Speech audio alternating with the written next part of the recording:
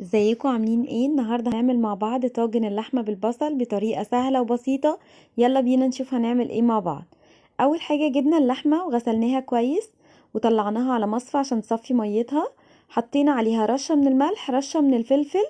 بعد كده جبنا صينيه، حطينا فيها معلقه كبيره من الزبده.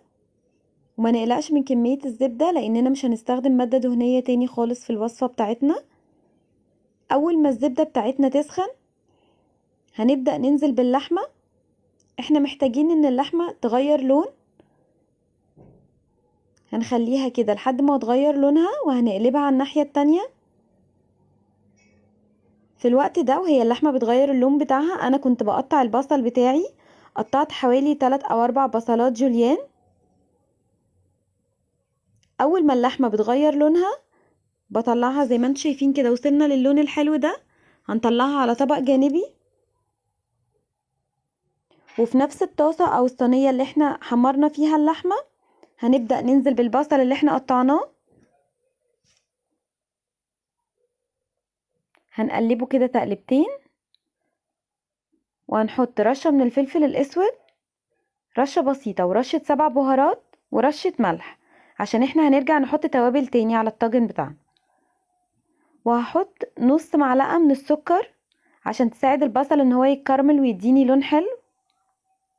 هنبدأ نقلب لحد ما نوصل للون الحلو للبصل.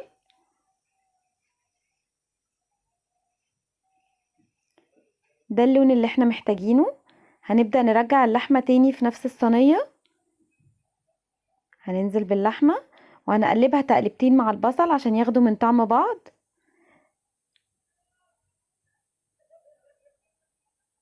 هحط بعد كده مكعب مرقة، وهحط رشة من الفلفل الأسود، رشة 7 بهارات، وهنظبط الملح بتاعنا. في الوقت ده أنا كنت بسخن مية في الكاتل. هنقلب اللحمة تقلبتين مع البصل، وهننزل بحوالي كوباية من المية السخنة، وهنسيب اللحمة تغلي غلوتين كده على البوتاجاز من فوق. في الوقت ده بكون سخنت الفرن على درجة حرارة 200، وهنبدأ نجهز الطاجن اللي هيدخل الفرن. حطينا فيه اللحمة كده. دي كانت لحمة موزة، وعلى فكرة يا جماعة الطريقة دي كمان تنفع في العكاوي.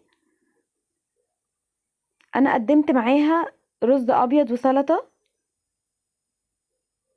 بتكون وجبة كاملة. وده كان شكلها النهائي. هي خدت حوالي ساعة وربع في الفرن، وبألف هنا.